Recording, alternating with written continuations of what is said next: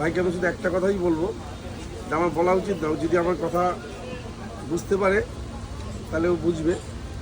কখনো সোশ্যাল মিডিয়াতে দাঁড়িয়ে কাউকে কোনো কথা বলাটা উচিত না আমি মনে করি। কারণ আমি এখনও পর্যন্ত জীবনে এত কিছু ঝড় বয়ে গেছে আমার মধ্যে, আমি কাউকে একটা কথাও বলিনি। আর আমি রুবেল ভাইকে বলেছিলাম যে ওকে একটু থামতে, তো থামছে না। তাই এইটা আমি শুধু রিকোয়েস্ট করতে পারি, আর তো বলতে পারি না।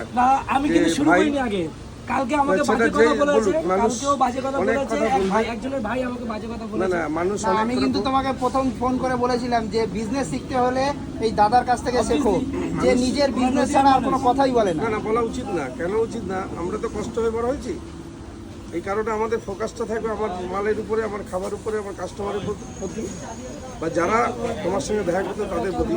বাইরে থেকে কে কী বললো সেটা কখনো কান দিতে নেই, কোনো কথা রিপ্লাই দিতে নেই, কারণ আমি কাউকে দিই না, কেন দিই না। কথা বলা উচিত না।